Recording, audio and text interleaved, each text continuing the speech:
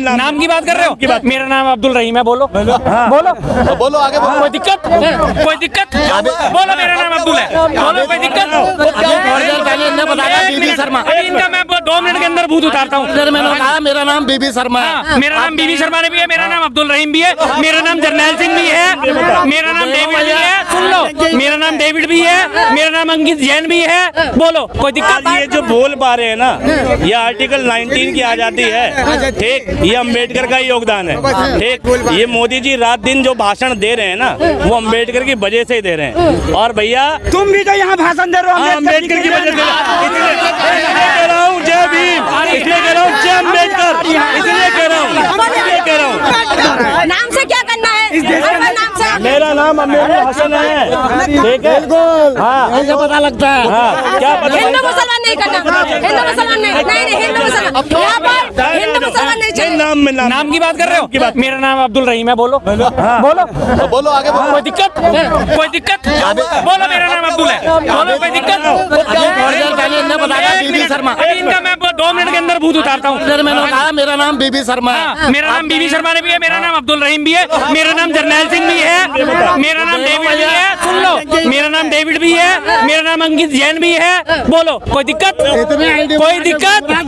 50 ID है। कोई दिक्कत? अब 1 मिनट भाई साहब, 1 मिनट का टाइम देना। इधर आ जाओ, अब जरा इधर आ जाओ।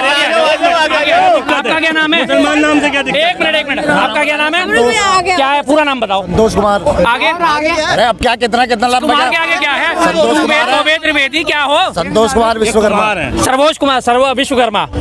विश्वकर्मा कौन सी प्रजाति होती है? भाई कौन सा गोत्र है तुम्हारा?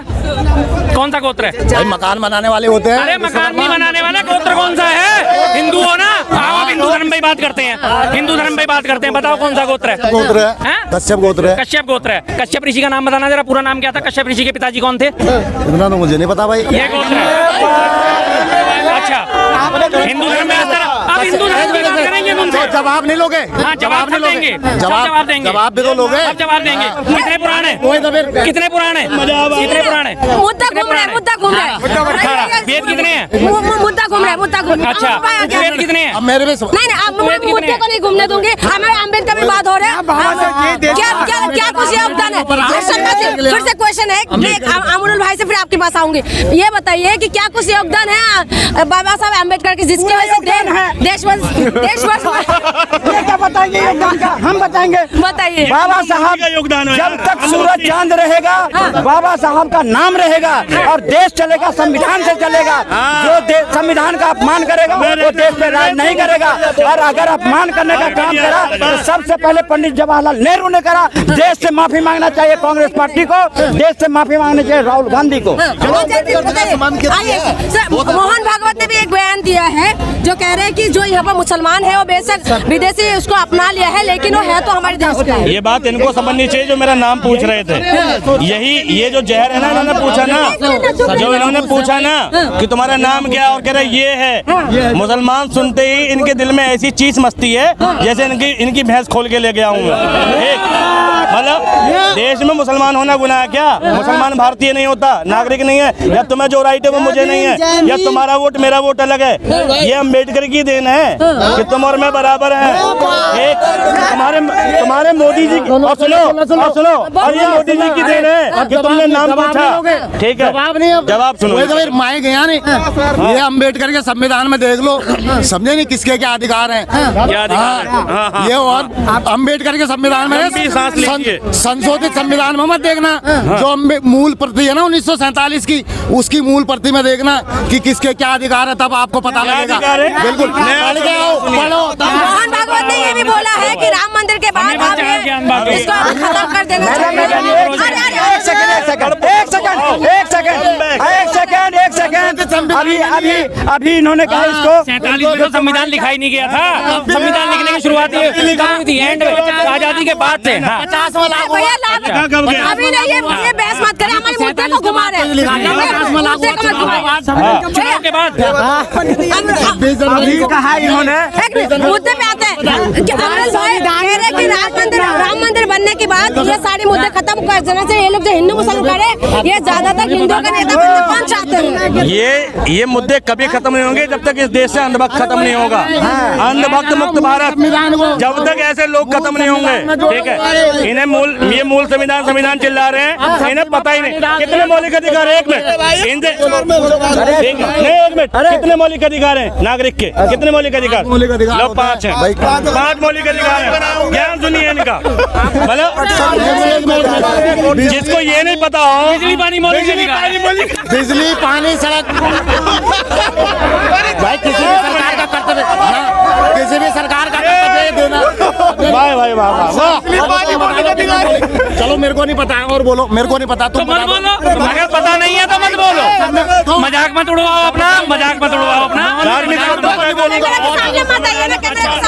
आप बोलोगे सब चीजों ठीक है, मौलिक अधिकार एक हाँ पता है, ब्रह्मांड का पता है। नहीं पता। सुनो, तुमसे ज्यादा सब चीज किसको नहीं पता। अच्छा, संविधान की मूल अवधारणा में कौन से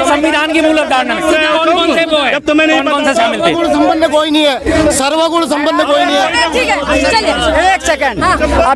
अभी इन्होंने कहा, सुनो, अभी इन्होंने कहा इनको, जो अगर कहा तो मैं मुसलमान तो तुम्हारी भैंस खोल के ले जाओगे, कुछ भैंस पर बोले इन्होंने। अरे अभी तो भैंस खुल रही है तुम्हारा, जो मोदी और योगी से परेशान हो तुम और परेशान रहोगे, क्योंकि ये देश में शासन रहेगा, क्योंकि अब जाग गया है और जागेगा। तुम बौखला क्यों रहे हो? संविधान के आरे लेकर के देश की जनता को गुमराह मत करो। देश की जनता सब समझता है, तुम्हारे खटाखट अब चला गया फटाफट। अच्छा, मोहन भागवत के बयान पे आते हैं सर। मोहन भागवत के बयान को किस नजर से देख रहे हैं? जो कह रहे हैं कि हिंदू का जो है, ये हिंदू का कोई कौन बड़ा नेता बनना चाहते हैं, इसलिए हिंदू मुसलमान चल रहे हैं। बिल्कुल ठीक बात है, ये बात सही है, मैं उनकी इस बात से सहमत हूँ। हालांकि उनकी बातों को आजकल फॉलो नहीं करा जा रहा। उन्होंने इससे पहले भी एक बयान दिया था कि तमाम मस्जिदों के नीचे मंदिर नहीं ढूंढने चाहिए, लेकिन उन्होंने हमेशा की तरह जैसे बीजेपी उल्टे काम करती है, उल्टा लिया उन्होंने। सीधी सी बात है, तमाम उनके लोग जो है इसी चीज में शामिल हो गए, तो एक तरह से उनको इनडायरेक्ट मैसेज भी जाता है कि भाई इस तरह की वो बात मत करो। और मोदी जी के कद के पहुंचने की कोशिश जो कर रहे हैं, उन्होंने राम मंदिर की आड़ लेते हुए सीधा मोदी जी के ऊपर भी निशाना साधा, और उन्होंने बाकी नेताओं को भी ये बात बोली कि हिंदू मुस्लिम की करके बात इस तरह से इनको आने नहीं। हर कोई आजकल हिंदुओं का नेता बनना चाह रहा है, मंदिर मस्जिद की बात करके, और सही बात है। कम से कम अगर उनकी बातों का अक्षर से फॉलो कर लिया जाएगा तो देश में थोड़ा सा सद्भावना का माहौल आ जाएगा, लेकिन ये बीजेपी वाले सारा इसका काम उल्टा करते हैं। तो ये जो कह रहे हैं कि जो हमारे यहाँ की जो मुसलमान है, कह रहे हैं ये तो देशी है, विदेशी बेशक धर्म को अपना लिया, लेकिन इसका मतलब ये थोड़ी ना आप इनको परेशान करेंगे। बिल्कुल जेन्युइन बात कही है, लेकिन इनके बात नीचे वाले लोगों को तो समझ में आना चाहिए। भी एक भाई साहब चले गए, अब तो अभी वो खड़े यही बातें कर रहे थे ना, तुम्हारा नाम ना सबका नाम पूछ रहे हो। अभी मैंने उन्हें अपने 4 नाम बता दिए, तो अरे तो 4 नाम लेके घूम रहा, 5 नाम। अरे भैया मैं हर चीज हूँ, मैं तो हिंदू भी हूँ, मुसलमान भी हूँ, सिख भी, ईसाई भी, क्रिश्चियन भी, जैन भी, बौद्ध भी, पारसी भी, सब हूँ मैं, क्योंकि सारे के सारे भारत में रहती है और सबसे पहले मैं भारतीय हूँ। अगर मैं अपने आप को भारतीय कहने का हकदार हूँ तो मैं इन सारे धर्मों का भी हकदार हूँ। मुझे क्रिसमस भी उतनी अच्छी लगती है जितनी मुझे ईद अच्छी लगती है, जितनी मुझे होली लगती है, जितनी मुझे दिवाली लगती है, जितने मुझे जैनियों का पर्यूषण पर्व अच्छा लगता है, उतना ही मुझे बौद्धों का भी धम्म निर्माण दिवस अच्छा लगता है। मुझे कोई किसी किस्म से आपत्ति नहीं है, और जो इन चीजों को मानता है वो अपने आप को सच्चा भारतीय कहने का हकदार है। मैं इस मामले में अपने आप को मामूली सा नाखून के बराबर समझ सकता हूँ कि हाँ मैं भारतीय हूँ, मुझे अपने अंदर भारतीयता की आत्मा महसूस होती है। अम्बेडकर जी की बात हो रही है, अम्बेडकर जी ने एक ही बात बोली थी, मैं सबसे पहले भारतीय हूँ और मैं अंत में भी भारतीय हूँ, उसके बाद जो कुछ है वो मैं सब बीच में शामिल होता हूँ, लेकिन मेरी शुरुआत भारतीय से होगी, मेरा अंत भारतीय से होगा। लेकिन मुसलमान जो है, मुसलमान धर्म गुरुओं ने भी एक्सेप्ट किया है, कह रहे बहुत अच्छा बात बोला है जी। तो क्या मुसलमानों को भी इनके बातों का स्वागत करना चाहिए? मुसलमान तो स्वागत करते हैं जी, कौन से नहीं करते थे। आप 2014 से पहले की स्थिति उठा के देखिए और 2014 के बाद की स्थिति उठा के देखिए, कितना फर्क आ चुका है। कितनी हिंदू मुस्लिम करी गई लगातार, और उससे पहले क्या आपने कभी ये सब चीजें देखी? 2014 के बाद ये सारी चीजें आकार क्यों लेती जा रही हैं? 14 से पहले क्यों नहीं हो रहा था ये? 14 से पहले 1993-92 में जब ये बाबरी मस्जिद वाला मसला हुआ था, एक बार वो मसला उठा, बाबरी मस्जिद ढा दी गई, उसके बाद उस पर फैसला आया 2019 में, राम मंदिर का फैसला आया, सारे भारतीयों ने उसका स्वागत करा या नहीं करा? सारे भारतीयों ने दिल खोल कर स्वागत करा। कहीं आपको कोई विरोध के स्वर नजर आए? मुसलमान कम्युनिटी में कोई विरोध का स्वर नजर आया कि नहीं बाबरी मस्जिद का फैसला गलत आया? 2-4 जो है राजनीति चमकाने वाले लोग थे, उन्होंने जरूर छाती पीटी, उसके अलावा बाकी किसी आम मुस्लिम ने कहा कि गलत हुआ है, सही हुआ? कुछ नहीं, जो हो गया अच्छा हुआ, फैसला हुआ, बात खत्म हो गई। हर कोई ये चाहता था कि भाई ये जो है विवाद का निपटारा हो। तो वही सब हम लोग चाहते हैं। आम आदमी तो यही चाहता है भाई, शांति से रहना चाहता है आम आदमी। बीजेपी है तो आरएसएस का ही तो अंग है ना, लेकिन क्यों नहीं मान रहे ये लोग? बीजेपी में लोगों के दिमाग में, बीजेपी के जो सपोर्टर्स हैं उनके दिमाग में एक बात घर कर गई है। अब जो कुछ है मोदी जी हैं, मोदी जी अपने आप को एक माननीय नेता अपने आप को दिखाना चाहते हैं। मोदी जी के समर्थक उन्हें एक माननीय नेता बनाना चाहते हैं, लेकिन वो उनकी जड़ों में जो है वो आरएसएस ही है। आरएसएस के कंट्रोल से बीजेपी आजकल बाहर जा रही है, जिसकी वजह से वो बार बार उसके ऊपर चाबुक चलाते हैं। ये इनकी अंदरूनी राजनीति है। पिछले साल आपको पता है ना, आरएसएस ने जो चुनावों में हाथ पाँव सब खींच लिए थे। 2024 की जो हमारे लोकसभा चुनाव होकर निपटे हैं, तभी ये 240 में आ गए थे, क्योंकि आरएसएस का सपोर्ट इनको पीछे से नहीं था। उसके बाद इनके आपस में पैचअप हुए, तब जाके दोबारा से ये फिर से मसला हुआ कि फिर से आरएसएस ने अपनी शाखाएं लगानी शुरू करी हैं। आरएसएस के लोगों ने काम करना शुरू करा है। तो आरएसएस के बिना ये नहीं। और अगले साल आप देखिए 2025 में आरएसएस की बात है, 2025 में 100 साल हो जाएंगे आरएसएस को, लेकिन उन्होंने अपने 100 साल का शताब्दी वर्ष मनाने से इनकार कर दिया, क्योंकि सरकार ने इसकी परमिशन नहीं दी है। धन्यवाद सर। क्या लग रहा है जिस तरह का अमित शाह का बयान है? अमित शाह का जो बयान है ना, उसने बात बोली जो बाबा साहब हमारे डॉक्टर वी आर अम्बेडकर, हमारे महान निर्माता डॉक्टर वी आर अम्बेडकर संविधान निर्माता का जो अपमान करा है ना, उनको मैं कहना चाहूंगा खुला चुनौती है। मैं कह रहा हूँ, आप कहते हो ना कि नाम लेने से क्या होगा बाबा साहब, बाबा साहब, मैं कह रहा हूं, बाबा साहब वो हस्तियत है जिनकी बदौलत आप संसद के अंदर हो, जिनकी बदौलत आप केंद्र सरकार में बैठे हो, ठीक है, मंत्री पद पे।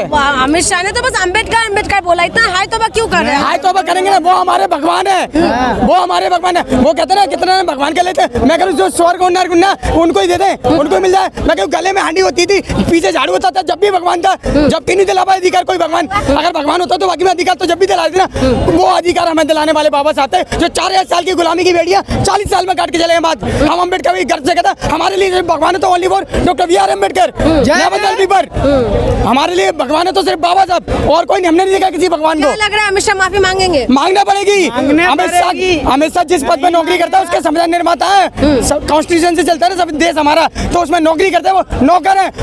Public to servant of the people. आप जनता के नौकर हो, नौकर से काम करो, मालिक में नहीं कुछ मत करो।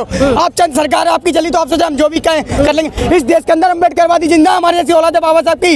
अगर बाबा साहब पे या संविधान पर कोई भी टिप्पणी करी तो आपको भारी पड़ जाएगी। याद रखे, सरकार चलाना मुश्किल कर देंगे। 24 तारीख को महाआंदोलन होगा। बहन जी ने अनाउंसमेंट कर दिया, याद रखे। आप इनको दिखा देंगे क्रांतिकारी क्या होता है। हम वही है जिन्होंने 28,000 का मारा था, 500 लोगों ने, 500 महावीर ने मारा था। अभी आ रहा है 1 जनवरी हमारा, याद रखे। 500 सूरवीरों ने, हम लोगों ने 28,000 को मात दिलाई थी। ठीक है, धन्यवाद सर।